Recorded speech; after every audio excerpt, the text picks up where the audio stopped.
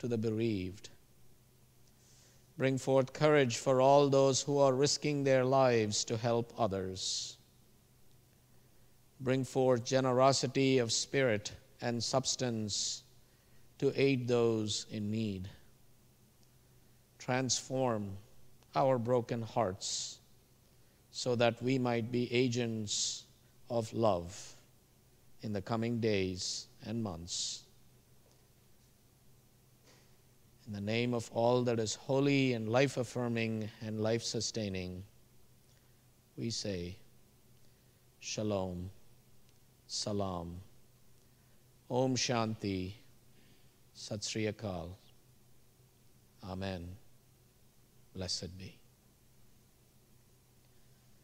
As we enter a few moments of silence together, those among us mourning the loss of a loved one or commemorating the anniversary of a loss are invited to rise in body and or in spirit and to remain rising until the hymn.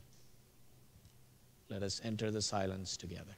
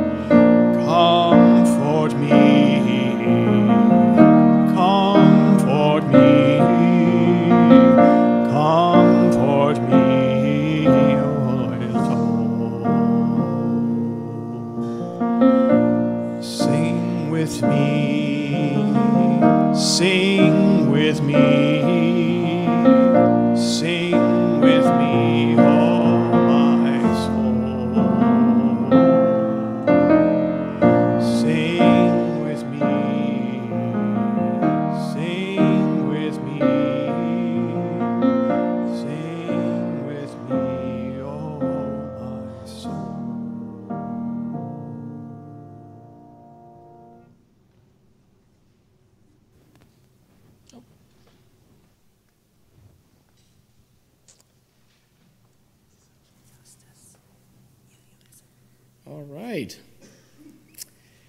Well, this is one of my favorite services that I actually look forward to every year, both with excitement and some trepidation. For those of you who are new to Unitarian Universalism or this religious community, this is part of our tradition that many of my colleagues like to engage in, not because we are gluttons for punishment or we want to shine in our ignorance, though some of those do happen from time to time, but more as a way of honoring who we are as a religious community. UU theologian James Luther Adams liked to say that we are a priesthood and prophethood of all believers. And in that sense, indicating that there is no hierarchy between the pulpit and the pew, that somehow those who are called to professional ministry are somehow higher or better or superior to the lay people who really are our faith, or somehow we carry special wisdom that we dispense, that you are supposed to not only partake but practice, but that we bring a relationship of shared ministry, and that as a faith that is committed to both reason and passion, faith and intellect, that we engage in the questions, or as one of our hymns celebrates, to question is an answer. So that's sort of a prologue for our annual question box service. I want to assure you I did not look at any of these questions up until just now when Carolyn handed them to me, and which is as it should be, so that I can be surprised or stumped, as the case may be. Carolyn has graciously sorted them quickly by theme and subject, and I'll try to get to as many as these questions as time allows. So with that, oh, thank you.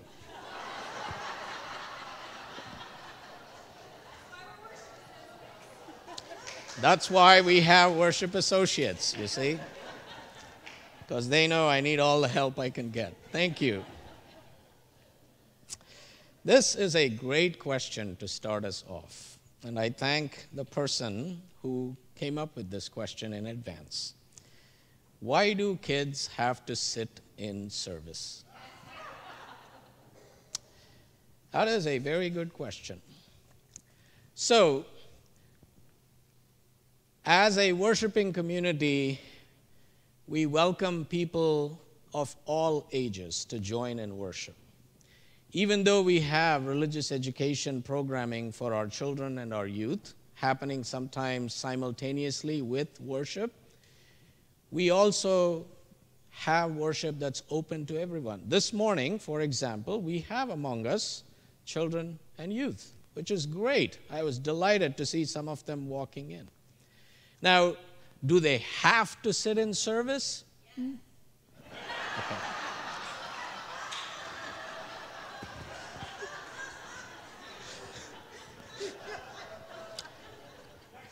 And that's the answer I think that particular parent's child needed to hear.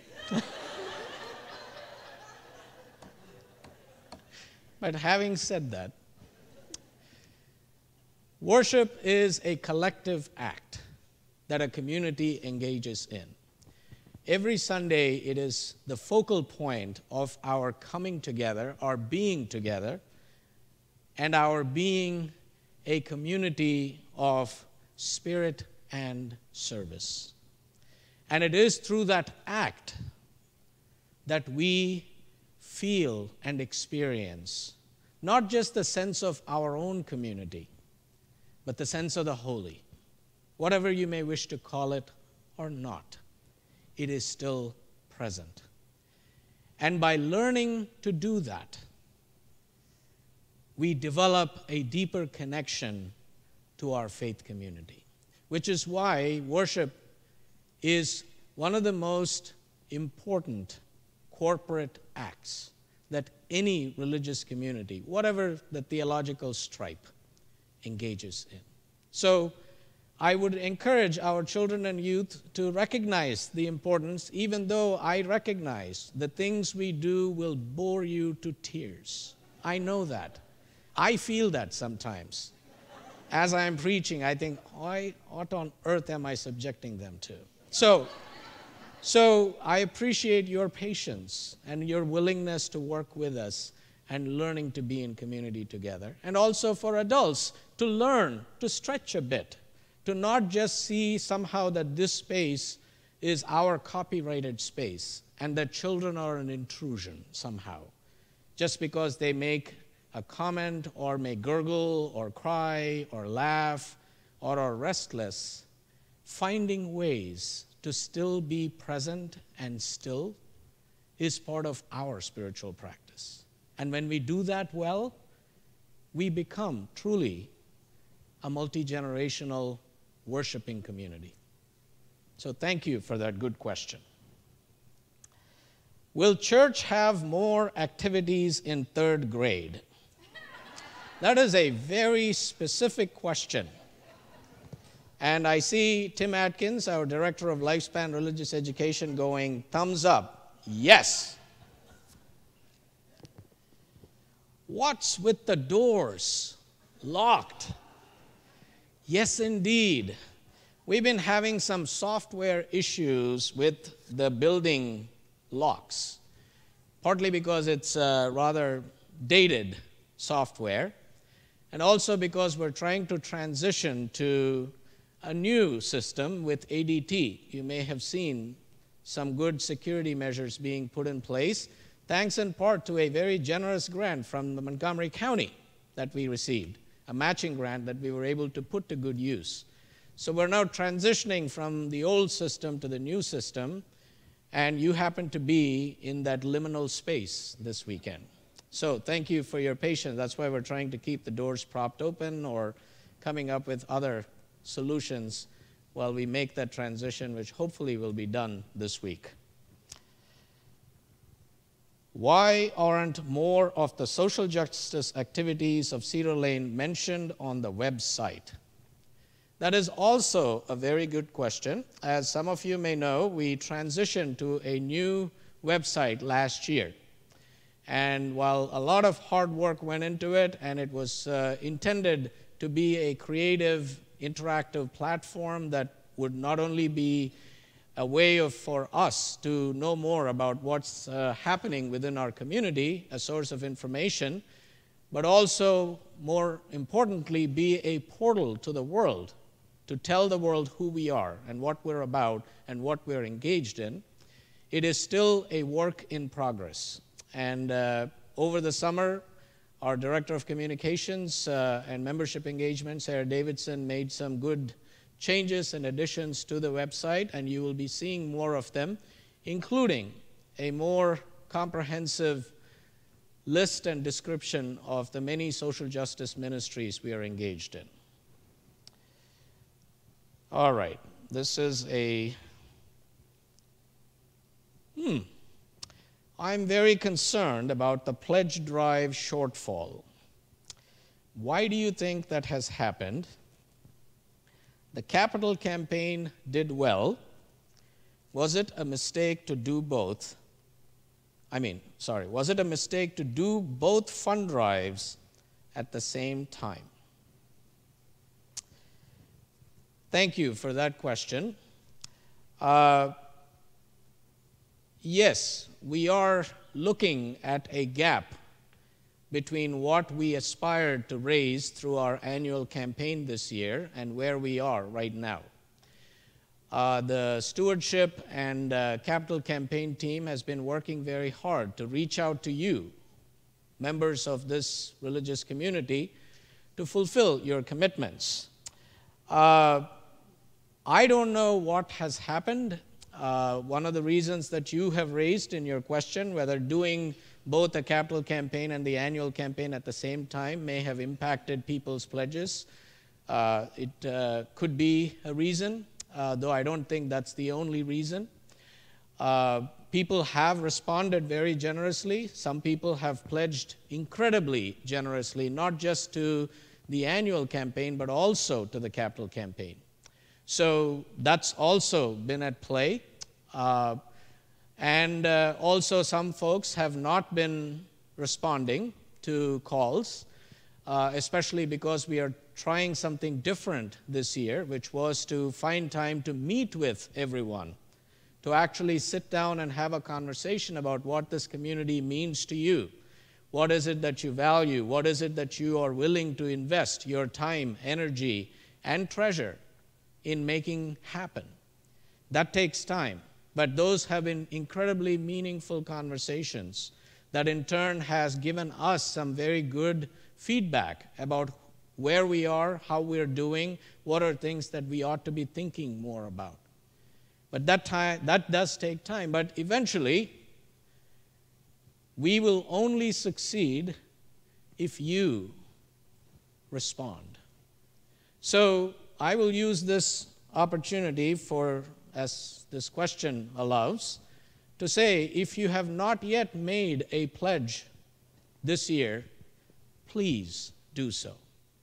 Because what it does is allows us to then focus on our mission and our ministry and not worry about where we're going to find the resources to make our mission and ministry happen, so that we can be engaged in the actual work of why we are here as a religious community. So thank you again for asking this question. What is your secret to holding strong in your faith and belief in joy and all things good with the world, as scary as it currently is? Ooh. I should have read the question first before I started. Wow. I wish I can say I have a secret, because if I did, I'd be happy to share it with you. And yes, these are trying times, and I have had a few crises of faith. While I remain a hopeful pessimist, sometimes the pessimism takes over my hopefulness. What I try not to do is slide into cynicism, which is a risk I know I run. What I'd seek to remind myself, and this is where my faith, my Unitarian Universalist Hindu faith, supports and guides me, is to remember that despite all the challenges and trials and tribulations that we encounter in life, life is still worth living. That there is always joy and hope in life. Despite all the tragedy that we encounter, despite the despair and the hopelessness that we see happening all around us, there is still an opportunity for us to say yes to life. And to recognize that I am not somehow in this all by myself, or that I don't have any support, or that somehow I have to figure everything out by myself.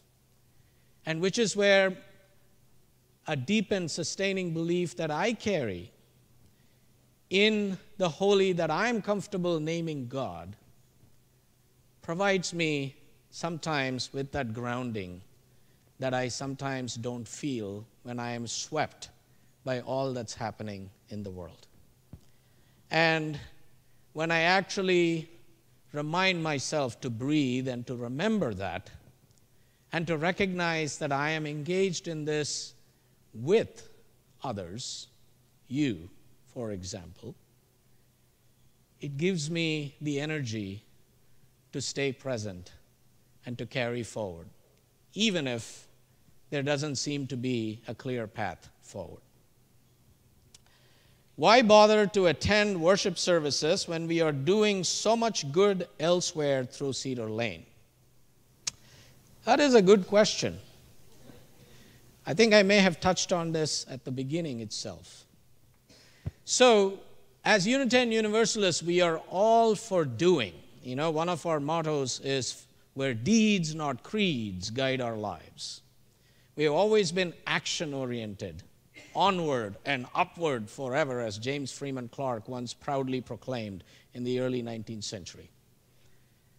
Well, when we are all about action and don't spend enough time nurturing the internal reservoir that gives us the energy and motivation to be engaged, our spirits will wither and die. It is as simple as that. So the challenge of being in religious community is finding balance between being and doing. If we just focused on being, all we are about is getting together and chanting Om Shanti Shanti Shanti, well, that's rather self-absorbing, even narcissistic, selfish. And if we're only about going out and saving the world, well, that's not right either. So it's finding the right balance. So that's why we say, enter to worship, depart to serve. Worship, service. Or as the Quakers said, after worship, the service begins. And resist. How do I pick up myself when I know I have been lost for so long?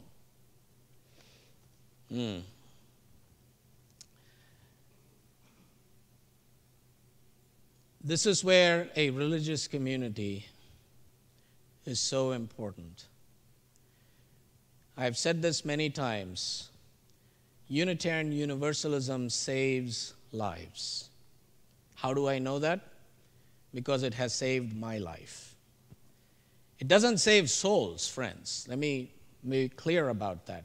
But it does save lives. The salvific power of religious community, of our being imperfect beings on this imperfect and glorious journey called life, and going about it together, is to me one of the ways we learn to move out of our sense of isolation and really be able to build and sustain community. Because community is not just about feeling warm and fuzzy together. It is also about building real connections together, learning to sit with, live with, and work our way through our spiritual discomfort together, whatever it is that contributes to that. And that's what we're about. We do that imperfectly. We make mistakes all the time. But at the end of the day, Cedar Lane saves lives. How do you learn to extend universal love to people who have done really terrible things? Example, rape, murder, abuser, etc. That's a very good question. And it's a very difficult question. To me, one of the most difficult questions that point to our first principle, which calls us to affirm and promote the inherent worth and dignity of every person. No exceptions. There is no comma or but after that principle. We choose to put something there. It is a foundational principle that comes out of both our Universalist and our Unitarian heritages. And to me, that is one of the most difficult principles to seek to embody. But as spiritual practices go, we need to learn ways to develop those spiritual muscles that allow us to be able to be present to people who challenge us, who do damage, considerable damage. Like, for example, we are all horrified by the latest report that came out of Pennsylvania about the child sex abuse scandal that's rocking the Catholic Church. While we all recognize the extent to which this damage has caused and created situations in people's lives that are at times are irreparable. And we need to hold people and the institution to account for not doing enough in a timely way to address and respond to these crises. We also need to recognize that this just doesn't pertain just to the Catholic Church and somehow feel that we are all okay. No, this affects every religious community, including Unitarian Universalism. And how we take these kinds of issues seriously, creating channels by which we work toward developing right relationships while being present to the real pain and grief and sorrow and loss that people bring because of the damage caused is, to me, one of the essential tasks that we have before us. So, I'm going to shift to this pile for a minute, since we are almost at the end of the hour. How can we get the congregation to wear their pronoun stickers? That's a good question. You know, for those of you who are new to us, we have been trying for months now to get everyone to wear their preferred pronoun. How is it that they wish to be called, to be known? Not ascribing a pronoun to people. Why are we doing this? Because we are committed to affirm and promote the inherent worth and dignity of every person, including those of our siblings who identify as trans, or genderqueer, or gender fluid, or are questioning their own identity. So it is an invitation, not a requirement, and an opportunity for us to actually get to know one another in a more meaningful way and not just make assumptions about each other based on how we present ourselves. So I would invite you to kind of soften your stance, if you have been somewhat critical about it, to see that as an invitation and see what happens. Or engage with someone about whom you thought or you had assigned a certain pronoun and found something else, to actually get to know that person. So please see this as an invitation and a request, and we have plenty of stickers at the back that Lisa Chernikov is holding up. All right. How do we as a congregation recognize our place of privilege when continuing our social justice work? Well, that's a wonderful question.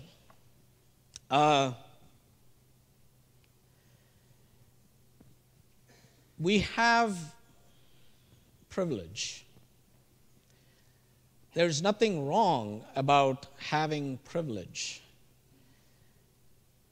To me, the challenge is not recognizing that we have privilege, or worse, denying that we have privilege.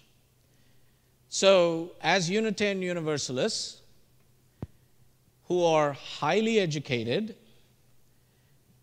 many of whom have at least an undergraduate degree, if not one, if not multiple master's or doctoral degrees, who, for all intents and purposes, have really good, well-paying jobs for the most part.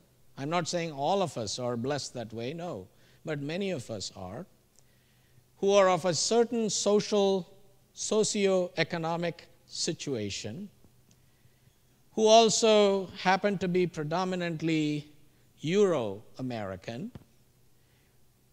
We come with some built-in privileges that we didn't ask for. We just happen to have them. Our task is to recognize those and see how we might put them to good use, not out of guilt. We don't try to do guilt, at least in Unitarian Universalism, even though I do try it sometimes during the annual campaign, but I don't get very far, so I've stopped trying. But to recognize that we are endowed with certain privileges that we are called not only to be attendant to, but to apply them, bring them to bear, while also doing the more deeper, difficult work of sharing those privileges in ways that we actually work toward creating a more equitable society. That's a really big ask. And the way we do it is through our social justice work. And that is what we seek to do together as a community. All right, I think we're past the hour, so I'm going to pause here And thank you all for your excellent questions, including the ones I was not able to get to. I think I did get to a few of them. And I appreciate your willingness to sit through and listen to my ramblings and your patience. So thank you so much. I appreciate it.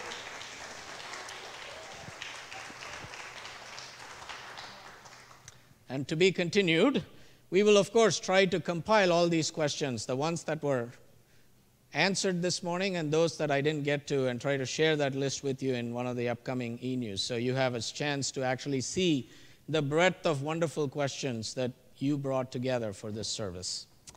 With that, I'd like to invite our ushers to come forward to give and receive an offering to sustain the mission and ministry of Cedar Lane Unitarian Universalist Church, and also the mission and ministry of Action in Montgomery, AIM. The offering will now be given and gratefully received.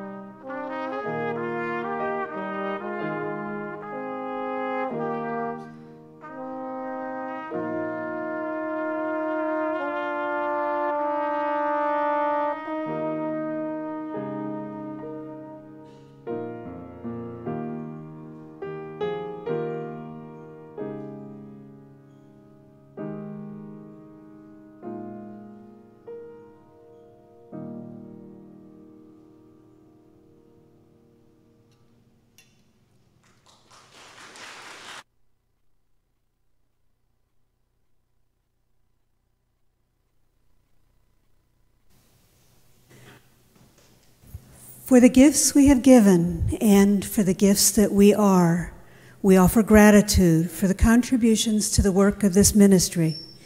And we bow to the spirit of generosity and faith that make courage and compassion the cornerstones of Cedar Lane Unitarian Universalist Church. Thank you for your generosity. Please rise in body and or in spirit to sing hymn number 1024, When the Spirit Says Do, in your teal hymnal. And I'd like you to put those hymnals down. Put them in your chairs. You know this song, and I'm going to feed you the lyrics, which start when the Spirit says do. And you can clap, and you can groove, and you can move, because Todd plays in a jazz band, and he likes to see people smile at him. All right, so here we go. You've got to swing when the Spirit says do. You've got to woo when the Spirit says do. When the Spirit says do, you've got to do. The Lord, you've got to do when the Spirit says do. Spirit says do. Spirit says do. Spirit says do. Spirit says do. Spirit says do. Spirit says do. Sing. You've got to sing when the Spirit says do. You've got to sing when the Spirit says sing. When the Spirit says sing, you've got to sing, Lord. You've got to sing when the Spirit says sing. Spirit says sing. Spirit says sing. Spirit says sing. Spirit says sing. Spirit says sing. Spirit says sing. Shout. You've got to shout when the Spirit says, I can't hear you. You've got to shout when the Spirit says shout. When the Spirit says shout, you've got to shout. Lord, you've got to shout when the Spirit says shout. Spirit says shout. Spirit says shout. Spirit says shout. Spirit says shout. Spirit says shout. Spirit says shout. Laugh. We got to laugh when the Spirit says laugh. Ha ha ha. Got to laugh when the Spirit says when the Spirit says laugh, you've got to do it. Lord, you've got to laugh when the Spirit says laugh. Spirit says laugh. Spirit says, are you laughing? Spirit says laugh. Spirit says laugh. Spirit says laugh. Spirit says laugh. We're going to do one more time. You got to do when the Spirit says do. You got to do when the Spirit says do. When the Spirit says do, you've got to do, Lord. You've got to do when the Spirit says do. Spirit says do. Spirit says do. Spirit says do. Spirit says do. Spirit says do. Spirit says do. Spirit says do. Yeah.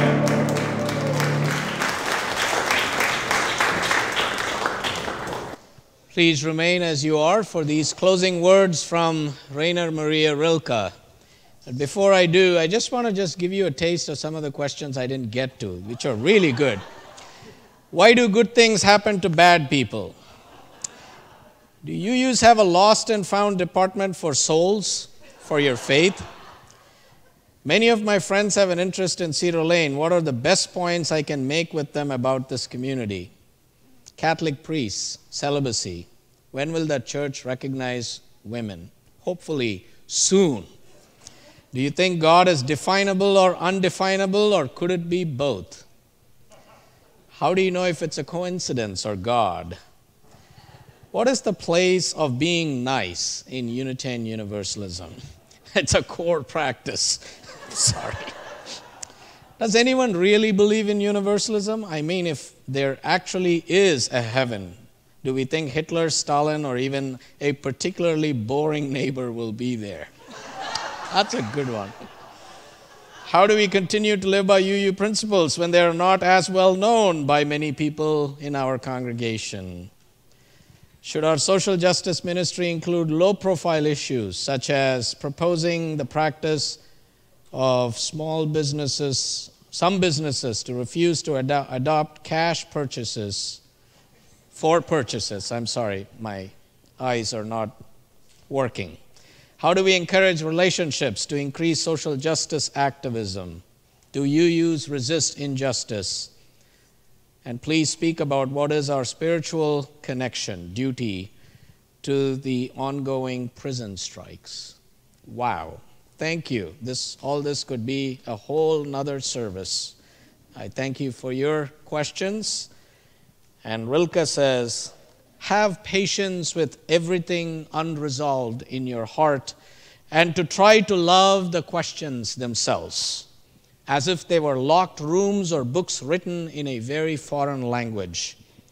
Don't search for answers which could not be given to you now, because you would not be able to live them. And the point is to live everything. So live the questions now.